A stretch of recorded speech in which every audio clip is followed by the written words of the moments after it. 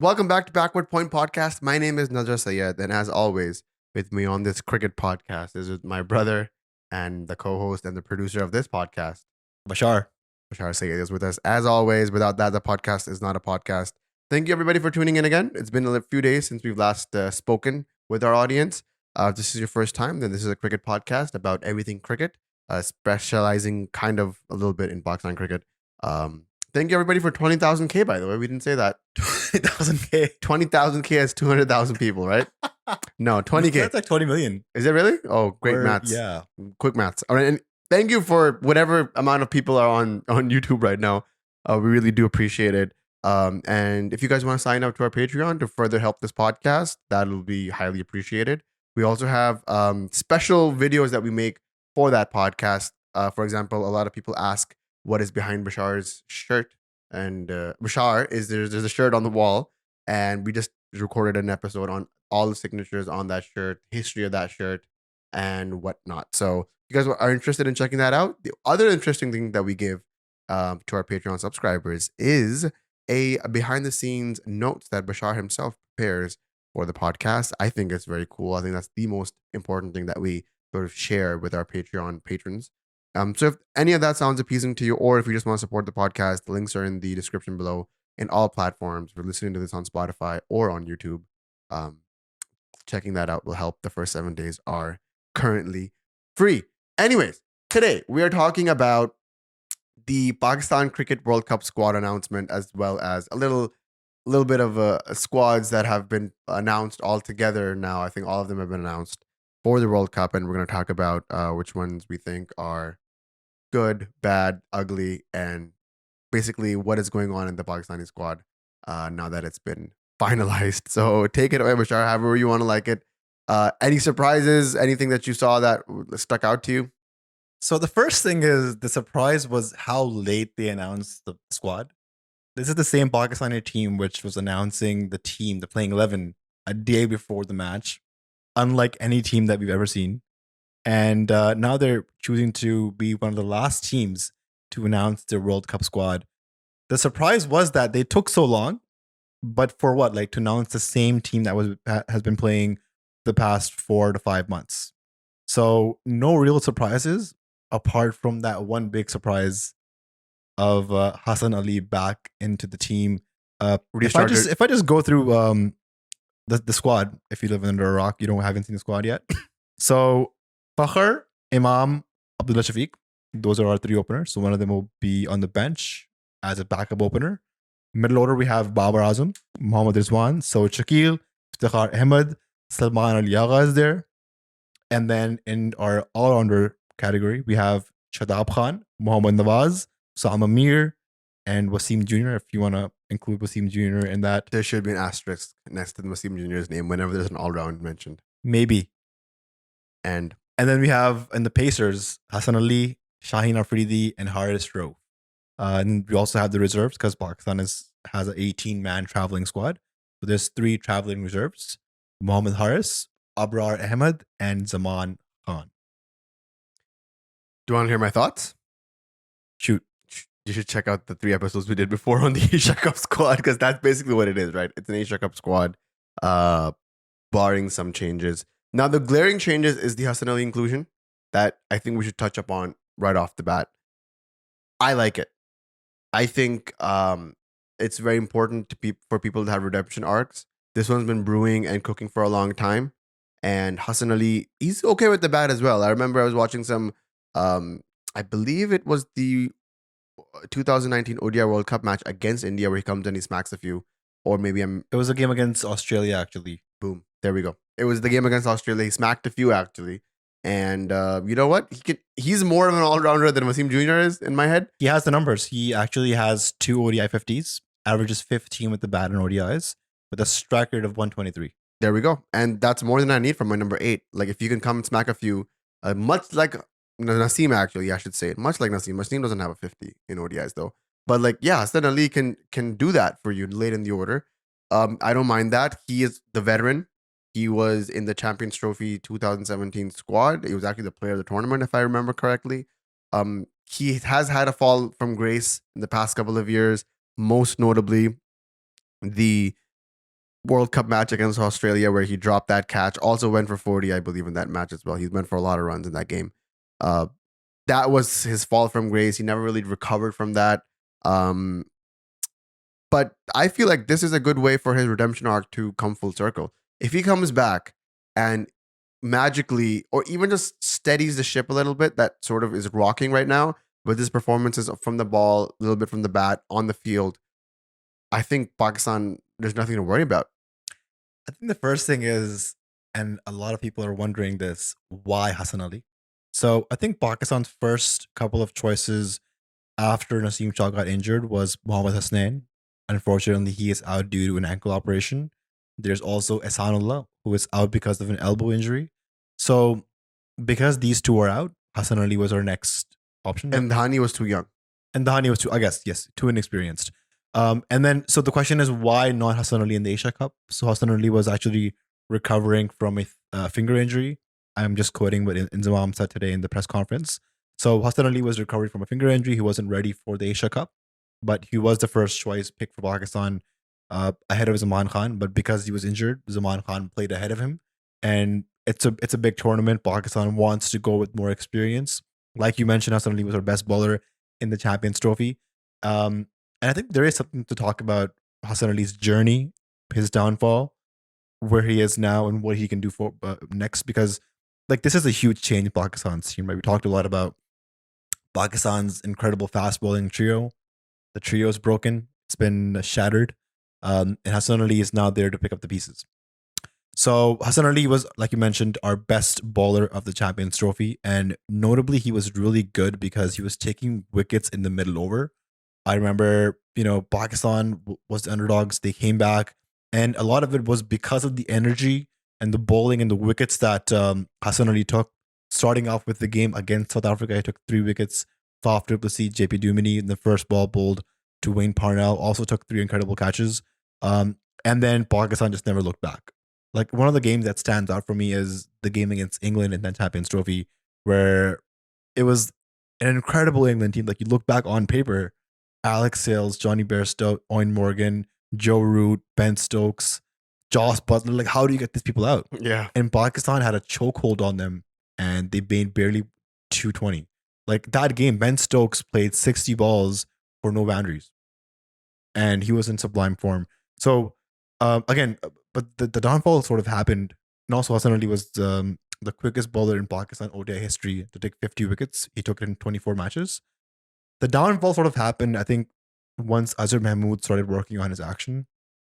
He wanted Hassan Ali to sort of gain a few more kilometers in pace. And one of the ways he tried to do that was to fix his landing foot. So, in fast bowling terms, if you have a braced front leg, which means if you land in with a straight leg, all of your energy sort of goes into the ball. But if you have a bent front leg, a lot of your energy gets wasted. And that's what Hassan Ali was happening with him. So working on his front leg brace, he did increase pace a few kilometers, but he lost his line length, what sort of gave him the edge of being Hassan Ali. And he also suffered a lower back injury. I think he was doing squats with the wrong form. That's what I heard. And I've had that injury, by the way. He had a stress fracture. Same injury, I've had that. It's the worst thing ever. When you do squats and you think your form is right and that the bar just pulls you down, bro. That's the worst. So, like I mentioned, so he was the quickest bowler to 50 ODI wickets. In total, he has 91 ODI wickets. And I actually have a stat on what sort of happened after his first 50 ODI wickets. I'm just going to pull that up quickly. Yeah, no worries. But the one thing that I also want to talk about is like sometimes these injuries do take a toll on that bowler, even if he's the Champions Trophy player of the tournament. Once you get those injuries, it's really hard to recover. And if you're talking about the stress factor in the lower back, a tough one, man. It took me 8 months. Yes. I don't even play cricket. And you bowl at 95 kilometers. Yo, my ball breaks though. My ball turns a lot, turns a mile. You can ask Share Cricket anytime you want. So Hassan Ali's next 41 wickets after hit the quickest 50, he took them in 36 matches. So the period between 2018 to 2022, he took 35 wickets at an average of 47. That's glaring. That's like a wicket per match almost. He had a couple of good performances. He took, I think, 5 wickets at Lords against a England BC team because their whole team had COVID and then they had to bring in reserves. and Pakistan still lost that series. I think they lost 5-0. Lovely. I'd love to hear that. But Hassan Who is Ali, the captain? again, still had to. I think one more reason why Babar Azam was the captain. One more reason why Hassan Ali sort of had a downfall was because his strength was middle overs and death. And we sort of asked him to do a different job for the team. We asked him to bowl with the new ball.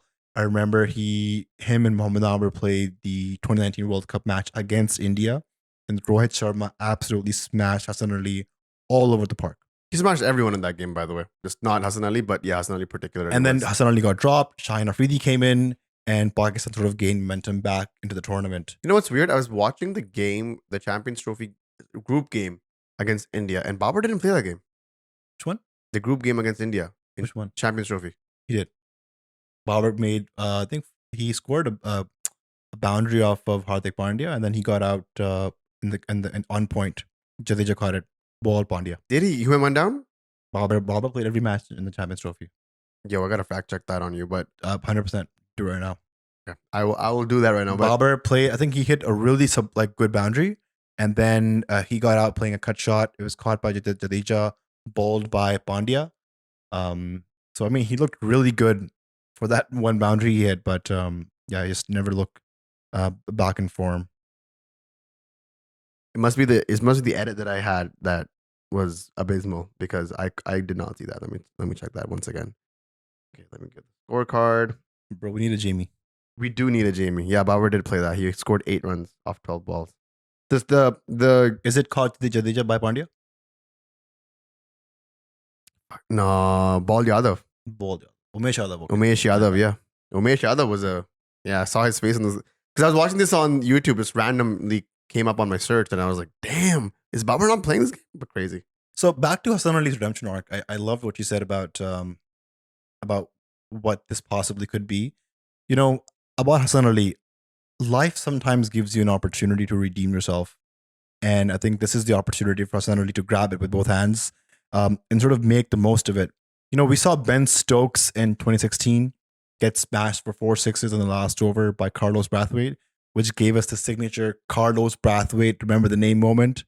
Ironically, Carlos Brathwaite since then is sort of, some would argue that he's done and dusted.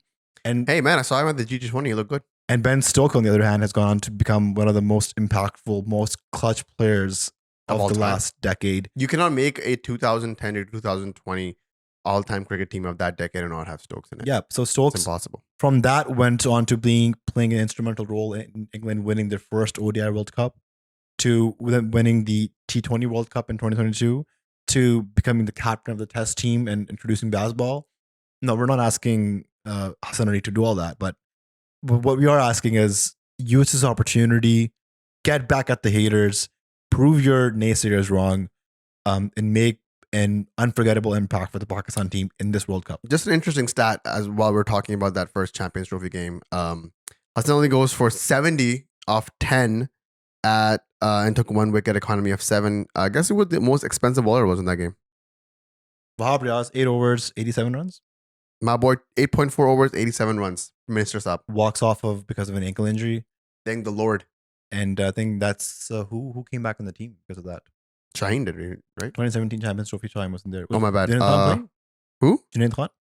Junaid Khan came back. That's very true. Blessing in disguise, honestly. Junaid Khan was Pakistan's second highest wicket taker. And I think after that game, they also sat Ahmed Shahzad. Ahmed Shahzad, Fakhar Zaman came in. Yes. Yeah. So, I mean, that was a formidable side because Junaid Khan, if you haven't been listening to Batta Fast, I highly recommend that podcast.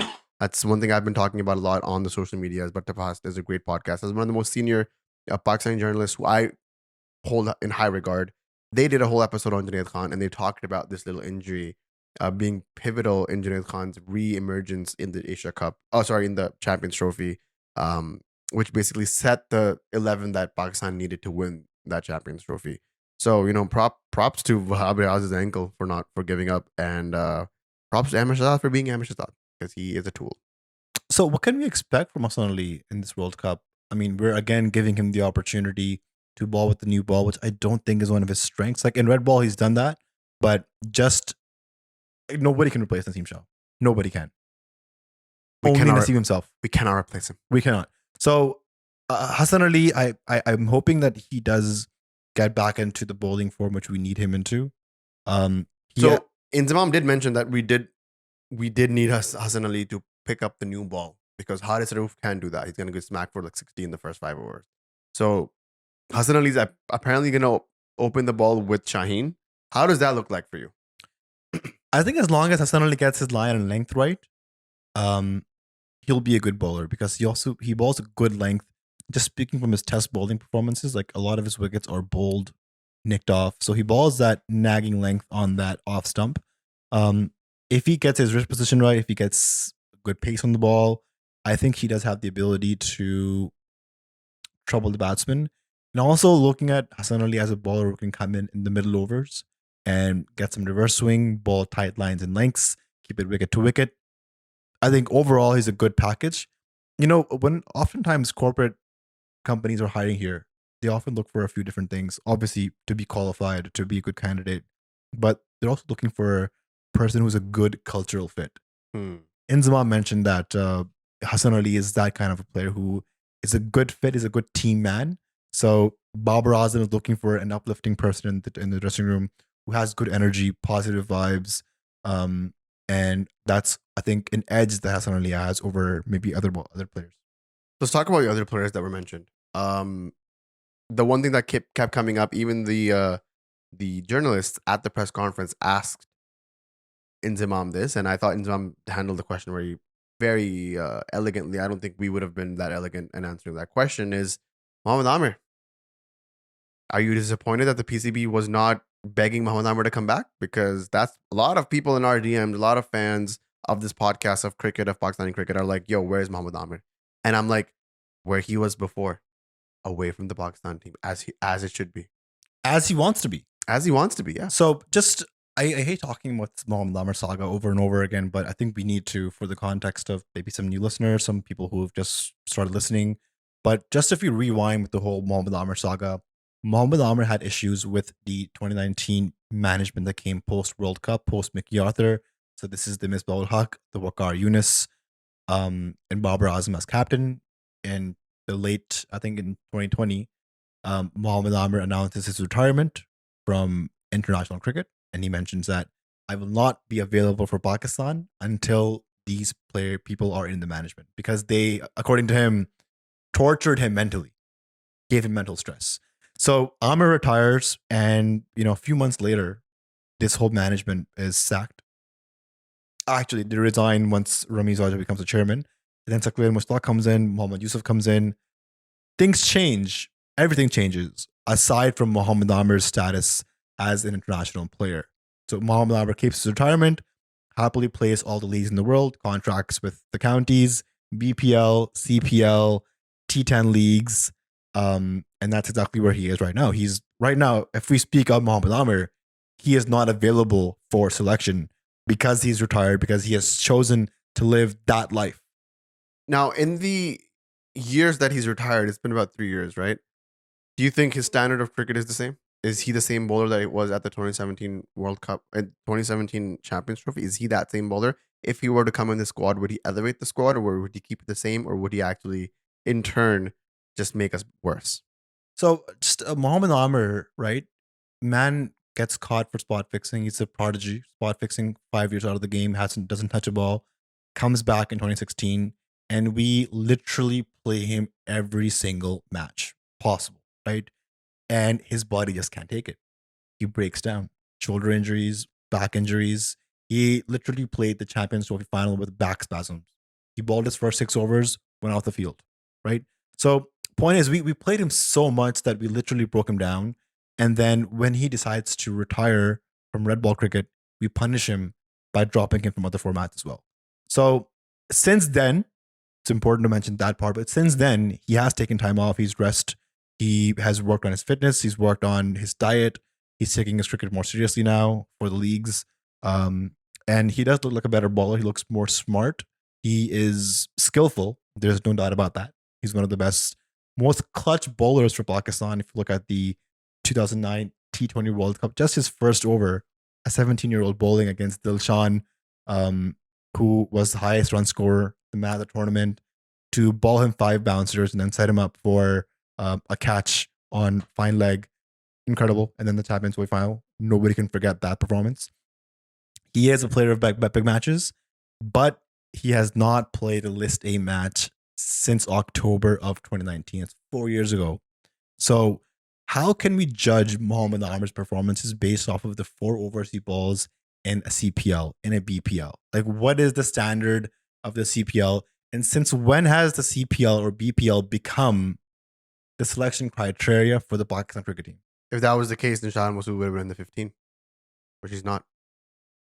Yeah, so I don't understand why there is this. I mean, I understand why there's this love for Mohammad Amir, but the way that I look at Mohammad Amir is that ex that had glaring red flags all the time, right? She broke up with you, tore you apart, broke your heart, but you keep looking back at the good moments, forgetting all the red flags that were there. And instead of moving on from that ex, you want to go back to her and rekindle things again. Yeah. I think it's time to accept that Mohammad Amir might not play for Pakistan again. And it's time to move on. And nor should he. That's the call that people are asking, is that should he play for Pakistan again? So when Mohammad Amir came back into the team, right, 2016, 2015, I was, I think, 17, 18. Huge Mohammad Amir fan when he came on the scene initially on debut. And I was a huge advocate of him coming back into the team. But, and at the time, Azhar Ali and Mohammad Hafiz had protested to not play in the same team as Mohammad Amir. And at the time, I was such a big fan of Amir. I was against Hafiz and Azhar Ali. I'm like, why are you guys against this kid? But looking back now, my stance has changed on Mohammad Amir on the whole spot fixing incident. Probably one of the most traumatizing incidents of my childhood. And I lived in Karachi, so there were a lot of things happening in Karachi at the time. Yes. But my stance on this now, and this is a principal stance, that anybody who's ever worn a Pakistan shirt and has betrayed Pakistan, has gone behind Pakistan's back and stabbed it, should never have an opportunity to play for Pakistan again. But think of this: like, imagine having a maid or an employee who works at your company, right? And he steals in your company. There's theft, there's embarrassment globally. You would probably fire the person first. You would give them punishment. But under no circumstances would you rehire that person in that same role. Well, okay, but let me change that a little bit. The employee that stole from you and that you're firing is Steve Jobs. Now what? Well, I would say go and make your own company. We don't want you here anymore, because there's something called morals and ethics. And I don't think anybody who's ever insulted Pakistan on a global stage, regardless of how young they were or how they were trapped, I don't think they should have the same opportunity to play for Pakistan again. Okay. I think playing for Pakistan is an honor. It's a privilege. And out of the millions of people in Pakistan, a handful of special selected players get the chance to do that. And I just don't think Mohammad Amir should play again. Now, is that your stance because of the things that transpired after 2019 World Cup? Is that why? Because he comes back, he has an attitude. He's like, I don't like this, I don't like that, I don't like this management, I don't like that management. He walks out, never returns, and he's expecting the PCB, the players, the fans to sort of beg him to come back, which didn't really happen, thank God, because of Shaheen, and God bless him and his form and his swing and all that. That didn't really happen because Shaheen turned out to be a better bowler than Amir was in that moment. I'm not saying of all time. Amir has his moments. Shaheen needs to prove himself, etc., etc. Big match player. We all understand that. But the fact is that the reason that the PCB and the fans were able to move on from Amir so quickly was because Shaheen was just doing a lot better. And then we get the Shaheen, Haris, and Naseem trio like at the end of 2021, and we're like, yo, this is it. Like, we don't need anybody else. Injuries come. Injuries plague players. That's a fact. To the point where now Pakistan's reserves are so dry in the fast bowling department that Inzamam had knocked out 8 players before we got to Hassan Ali. 8 players. Think about that. Naseem goes out. We don't have Hassanullah. We don't have Hasnain. We don't have like Dhani's too young. Hassan Ali is the only person who can come back. Zaman is inexperienced. Like, we're sort of like running down all these people, and then we're like, oh my God, we don't have players anymore. We don't have bowlers. Amir Yamin we haven't groomed him enough. All these other bowlers. Like Arshad Iqbal is one. Like, he's never played an international game. You want to play? He has played. He has played ODIs and T20s, by the way. Just for Pakistan. Pakistan. When? Against Zimbabwe, and then he also played in South Africa. What year? A couple of years ago. 2 years, this guy hasn't touched the greens, right? What I'm trying to say is it's been a very long time. You just don't throw someone like that right into the middle of a World Cup. You don't do that. And Babar Azam's trajectory proves to us that he's not someone who is nostalgic or reminiscent or wants someone. Because there's one thing that is I appreciate about the squad selection that sort of plagued the Pakistani team previously was that if you remember in 2019, Wahab Riaz just comes back in the team, right? In 2021, at the T20 World Cup, Shoaib Malik is back in the team. Hafiz is back in the team. Like randomly, we realize that hey, we don't have a selected squad, and these players that we've selected for the past year are kind of like not good. Why don't we just get the experienced guys back? Like whenever the PCB has panicked, they have done this. So the fact that I did not see a Mohammad Amir, I did not see a Abrar Ahmed, I did not see a Shoaib Malik, I literally heard theories of how Shoaib Malik will be the reckoning in the middle order. I'm glad that these names did not come back. These times are over. These players are over. They're done and dusted. I would rather lose with a Saud Shakil and a Muhammad Haris in the team than with the Shoaib Malik and a Abrar Ahmed. Well said. There's also one more player.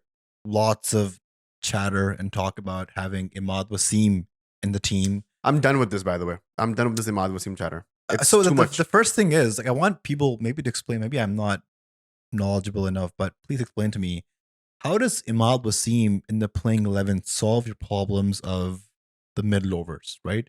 Imad Wasim is a stock bowler. He has, I'm just going to double check my stats. He only has two bowls. He has one that dips in and he has one that breaks out. He has 44 wickets and 53 innings at a bowling average of 44 and economy of 4.8, which is so if he plays 50 matches, he'll take 44 wickets.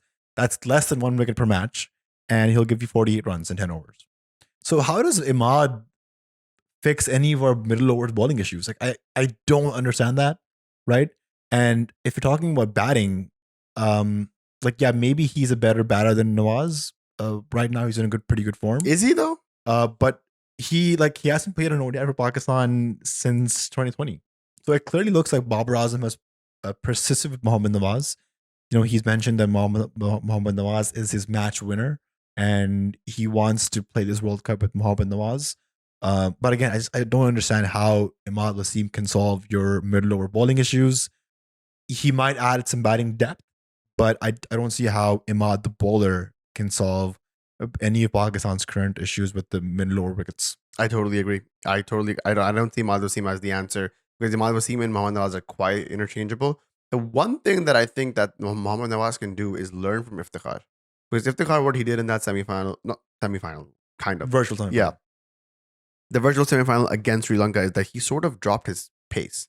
He wasn't bowling at 90 kilometers anymore. He was bowling at 78, 80, 81, 82, right? That made all the difference for him. Iftikhar took 3 wickets, three crucial wickets at that moment. I feel like whoever is bowling, Salman Ali Agha, Iftikhar, or Mohammad Nawaz, even Shadab is a different bowler altogether. It's a wrist spinner. Yeah, but these three are sort of the same bowlers. They could use that slower technique and basically get the ball to break. Bro, just look at the conditions and react accordingly. Some pitches might want you to bowl more quickly. Some might ask you to have some more flight and turn. But just react according to the situation. Just coming back to Imad Wasim just quickly. The only scenario where I think Imad can fit in the squad, and I actually proposed this before, like many months back, where I was saying people were like Imad versus Nawaz. I'm like, how about both? And the way they play is you play Imad as a batting all-rounder and you play Nawaz as a bowling all-rounder. Sort of how India plays Ravindra Jadeja and Akshar Patel in the same team. They literally played both of them together in one of the games. I think it was against Sri Lanka. So like they add batting depth and they also give you bowling options. But I don't think Babar even explored that option. It would have been cool to see that. Like, so number 6, Imad, number 7, Shadab, number 8, Nawaz. So it adds more lefties in your team as well. You can also change the batting order. You can send Imad up the order at like 5, 6, 5 or 4 even, depending on who's bowling. Have a flexible batting order. But I just don't think that option was explored and it's too late now. Yeah, I think Babar had a very headstrong idea at the start of maybe 2022. He knew what he wanted and he got what he wanted. So wait. So is Babar headstrong or is Babar stubborn? Because there's glaring issues with this squad. Like, we support this team, we support what's with the squad that's been announced, but there's glaring issues in The front of problem us. is the glaring issues came 2 weeks ago. Like, that's just the fact of the matter. They came 2 weeks ago, these glaring issues. Shadab getting out of form, Fakhr getting out of form, and your middle order bowling not taking any wickets. That happened 2 weeks ago. That was not the case against New Zealand, who we beat 4-1. That was not the case against Afghanistan, who we beat 3-0. And then there was another series that I'm missing somewhere in there.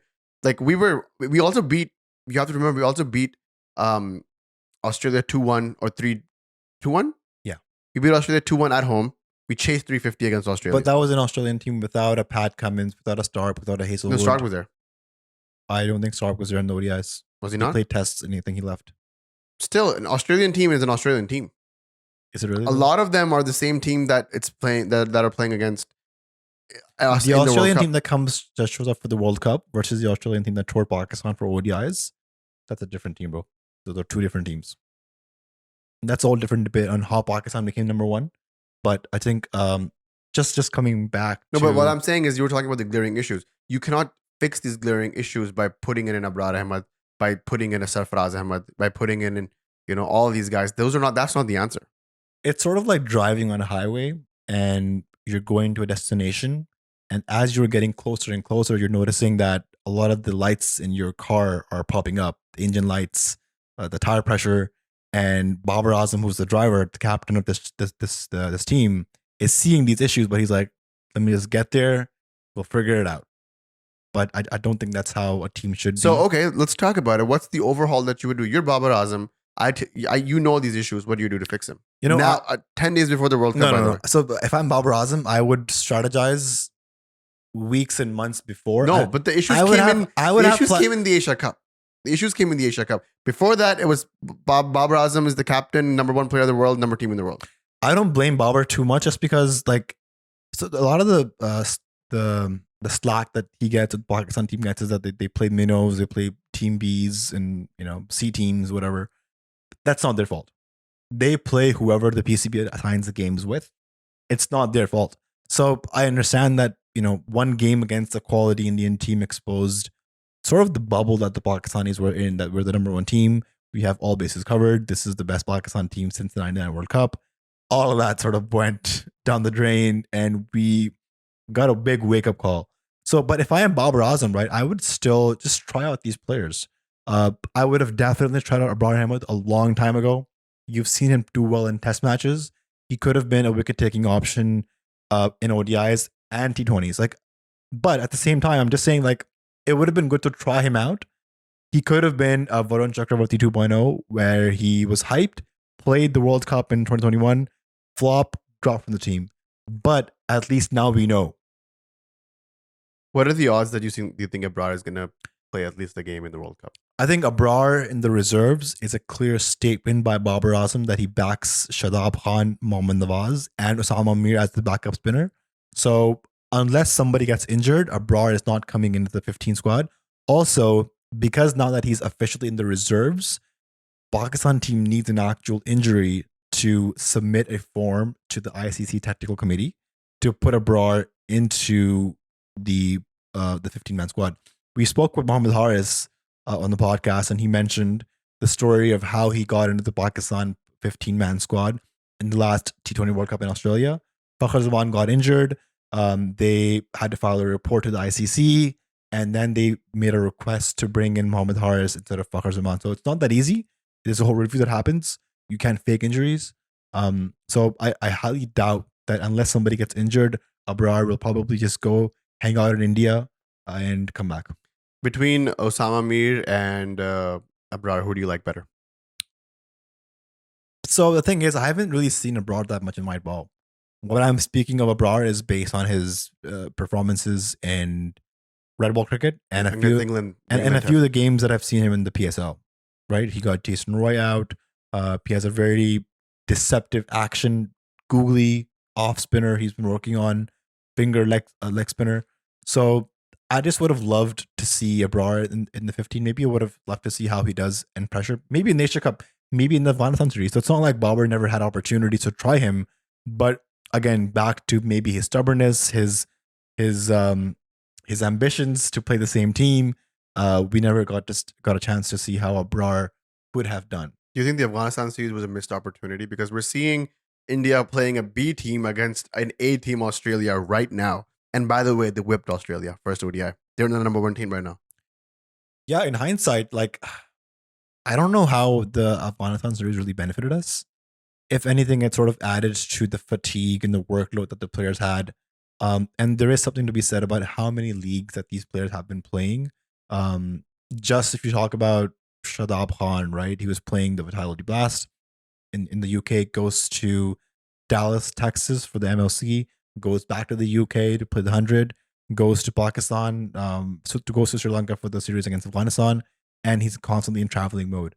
So maybe if he had taken that time off to work on his bowling issues, and sort of played like bowled longer overs in the nets, would have been beneficial. Play some club matches, But then because he's losing out on dough that he will never make, and he'll never be 25 again or whatever. So like, shouldn't the PCB have some sort of compensation program?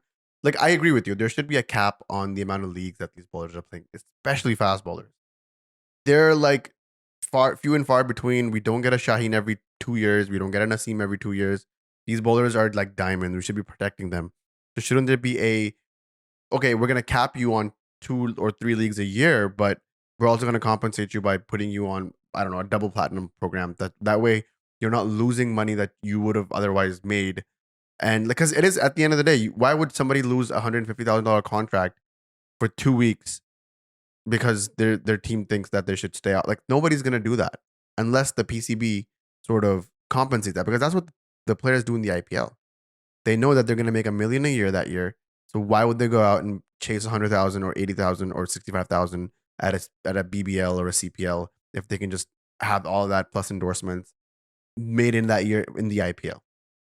100%. I'm on board. Actually, right now, as we speak, we've been getting a lot of DMs and comments about, and this is actually a true fact, that the Pakistan players have not been paid for the past few months.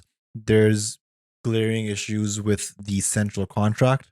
The players have demanded some share from the broadcasting rights, from the sponsorships, and the PCB is like, no, just take the money that we give you right now with the monthly salaries, with the categories of the contracts, with the match fees, with the daily allowances, with the travel allowances.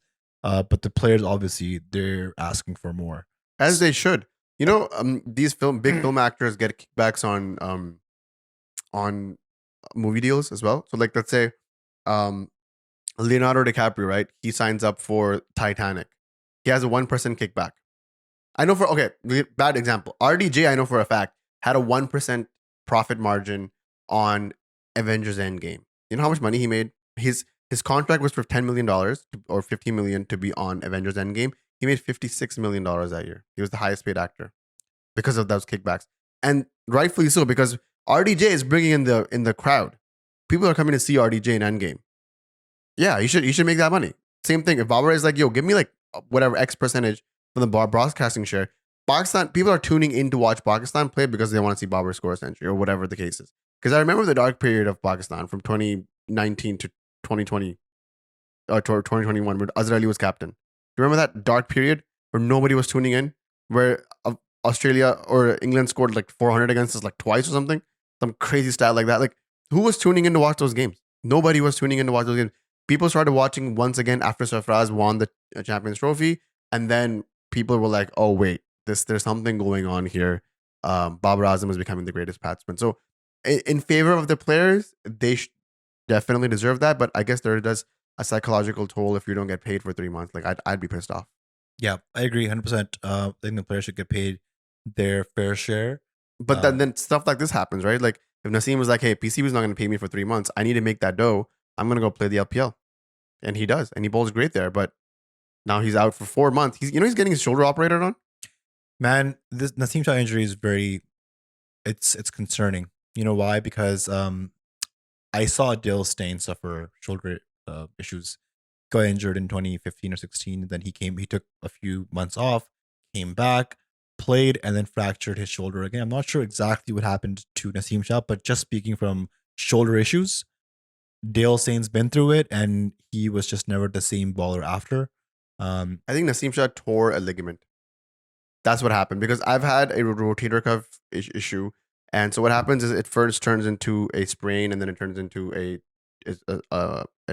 tear basically. And if the tear gets worse, then then you have to operate it and basically stitch it back together.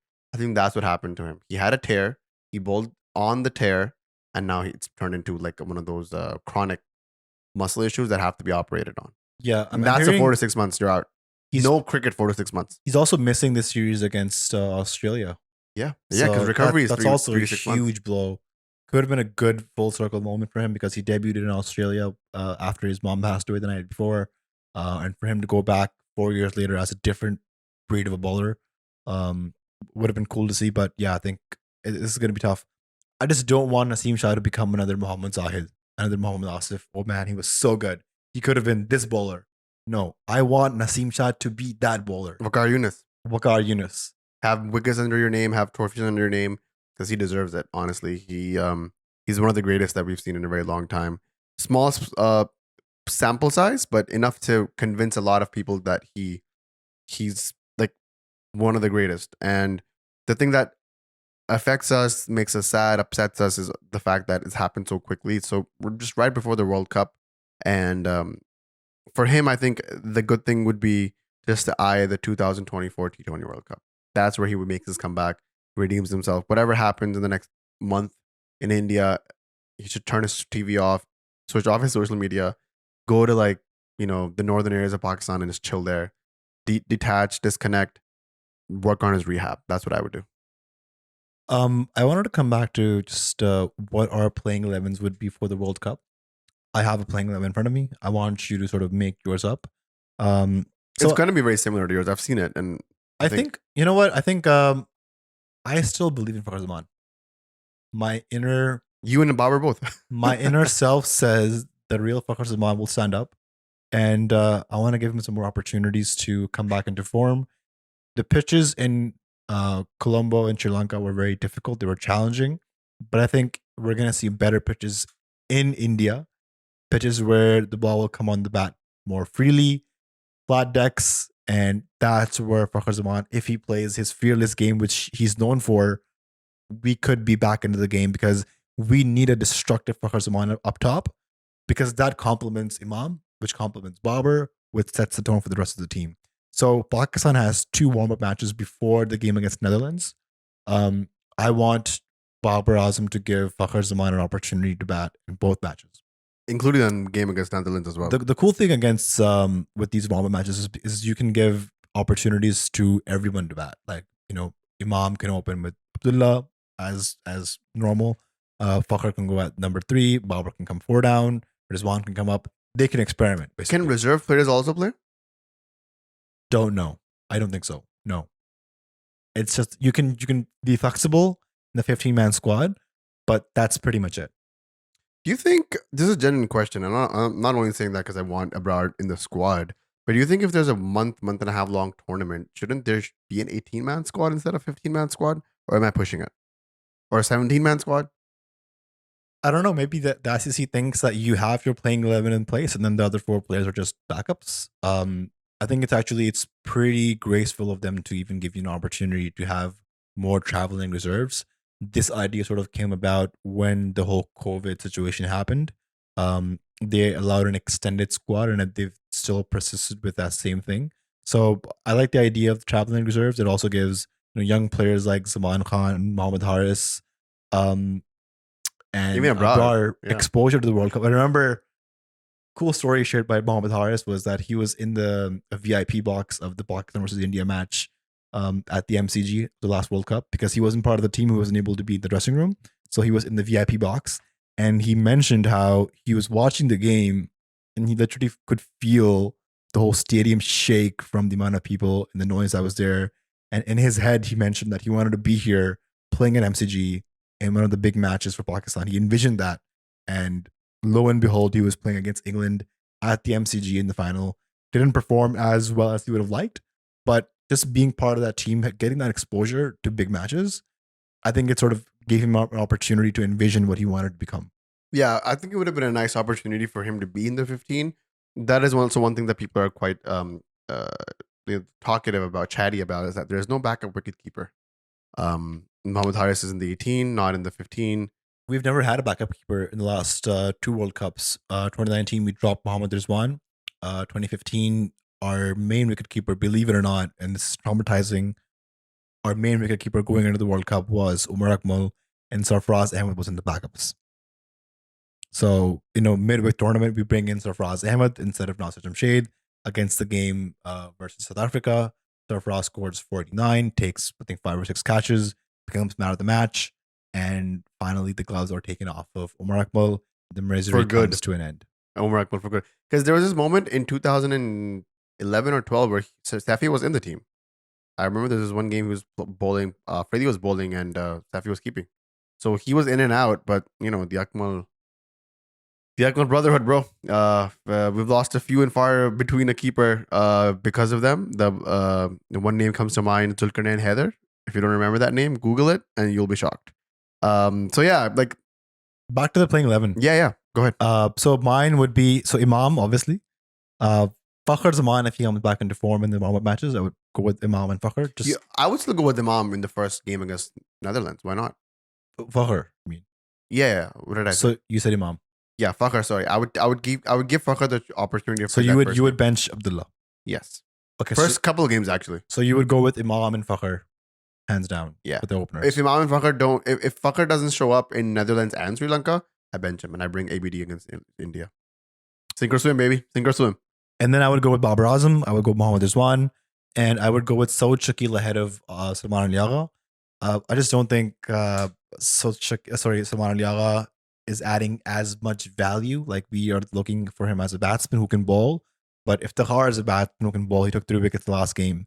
And I think Pakistan having a left-handed batsman in the middle order is really going to be helpful. Am I harsh in saying that I would rather have seen Haris in the 15 than Salman Al Yaga?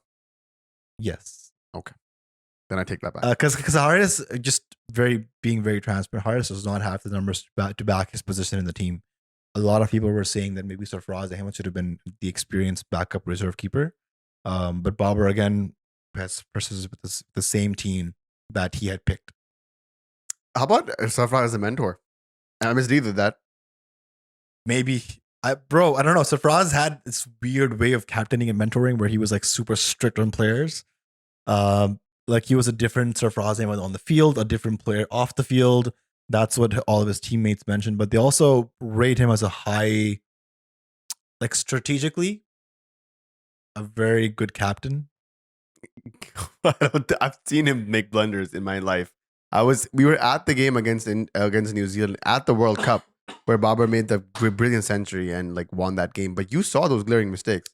Strategic captain, I don't know about that. Well, he has trophies, man. Under-19 World Cup, Champions Trophy, 11 consecutive series wins in T20s, the number 1 T20 team. Sort of started this whole inception of young players in the Pakistan team. Like, you would say half the team that's playing right now is the same players who debuted under Sarfaraz and are here now. So he's left a legacy behind. Yeah. I believe yes. I agree with that. He was an unorthodox captain, but he has put his name in the annals of Pakistan cricket. So yes. So just coming back to the team. So I would have Saud Shakil ahead of Salman Al Yaga. I would have Iftikhar at 6, which is very low, but what else can we do? Like, this is super low for Iftikhar, man. Like, I've been saying this for a long time, but he needs to be at like 4 or 5 max. So again, Iftikhar at 6, Shadab at 7, Mohammad Nawaz at 8. If it's a seaming track, I would have Wasim Jr. ahead of Mohammad Nawaz as the 4th seamer, and then Hassan Ali, Shaheen Afridi, Haris Rauf. Yeah, that's the 11. I mean, that's the 11 Babar is most likely going to play, by the way. I don't think there's any changes instead of like maybe Wasim Jr. sitting out and getting another spinner in. I do have another option for the playing 11. Oh dear. This involves benching Saud Shakil, playing Iftikhar at number 5, and then Shadab at 6 as a batting all-rounder, and then Nawaz, and then Mohammad Amir in the team. So basically playing two wrist spinners. 2 wrist spinners. Hasn't worked the best with Pakistan, but I just think right now Shadab Khan is not the bowler who can bowl 10 overs for Pakistan in crunch matches. Shadab Khan I rate very highly in T20s in the 100 because he's a great bowler for 4 overs, but I just don't think he has those overs under his belt to bowl 10 overs in a World Cup match. And the margin for error in these tournaments is so low. Last World Cup, we lost a horrendous game against West Indies out of the tournament. The game against Sri Lanka washed out. So every single game is important. It has the same level of importance as the next one. And I just think if we have a proper spinner and maybe utilize Shadab Khan as a player who can bat very well at number 6, it's just an option. They can explore that. There's not a lot of time left for exploring. So when do you make these changes? When do you put these explorations into play? New Zealand, Netherlands, and Sri Lanka? Maybe Zimbabwe? Maybe like Is Zimbabwe even in it? No, Zimbabwe is not in the World Cup. no. That's every team is like is a challenging team. Yeah. Even Netherlands, they beat South Africa. In the Babar T20 Azam World to Cup. me looks like a very risk-averse captain. So he doesn't like taking too many risks. He might just go with the same 11 that I mentioned as before. He might even go with Salman Diaga ahead of Saud Shakil. So yeah, this is just what Babar Azam is. The one thing I don't want to mention is that there's been 4 changes in the past couple of years with chief electors. Mohammad Wasim came and went. Shahid Afridi came and went. Harun Rashid came and went. And Zamul Haq is the current chief selector. Everyone's changed aside from this 15-man squad. There's been a couple of changes here and there for injuries or whatnot. But what I'm trying to say is that Babar Azam is the one in charge. Babar Azam is the one who's making these calls, who's picking this team, who's backing these boys, who is persisting with the same 15-man squad, even after knowing that there's glaring issues. I appreciate backing your teammates.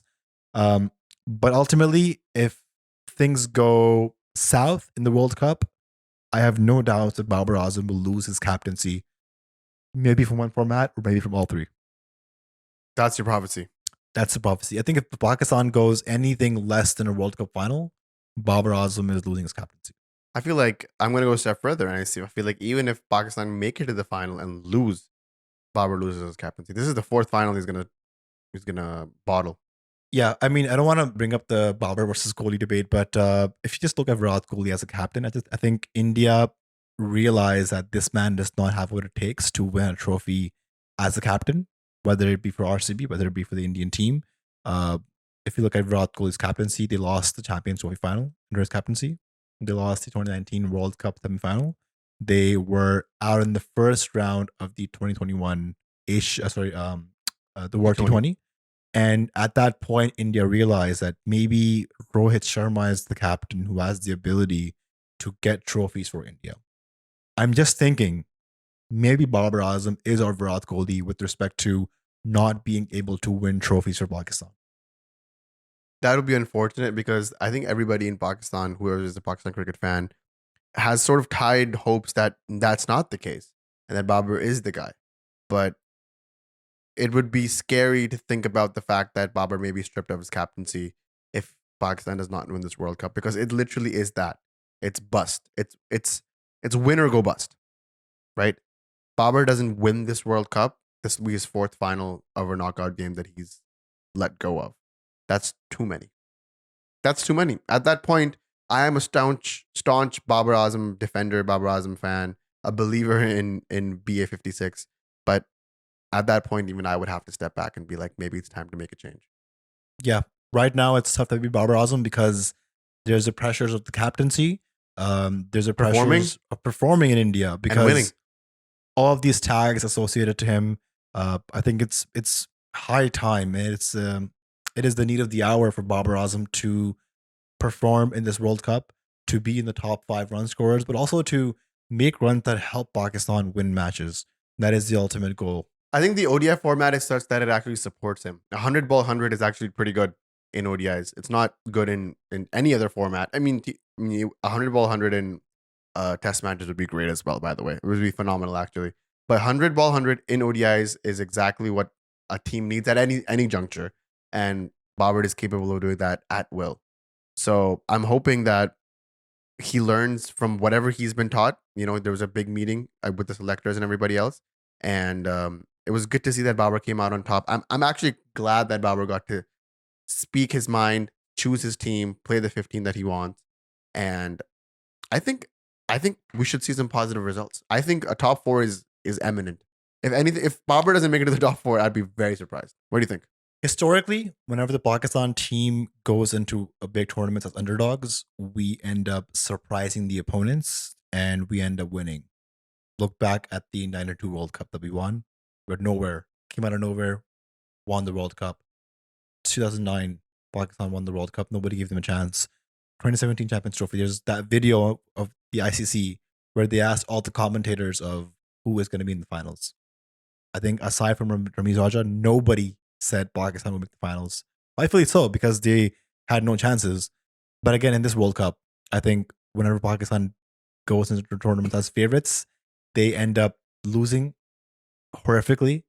But this tournament, again, they're back as underdogs. And an underdog Pakistan team is a very dangerous Pakistan team. So that's just what I'll say. Good luck to the boys. Let's back these players. Whatever happens in the next 6 to 8 weeks, we'll be here dissecting the team, constructive criticism, positive approaches to how we can keep improving.